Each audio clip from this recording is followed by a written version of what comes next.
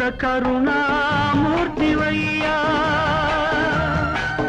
ఎంత చల్లని తండ్రివయ్యా నీ రక్తాన్ని చిల్దిల్చి నేర్పావు త్యాగము ఆ త్యాగ మార్గాన చూశాను నేను రక్త సంబంధము ఒళ్ళు పులకించనే కళ్ళు చమరించనే నా జన్మ ఈనాడు తరియనే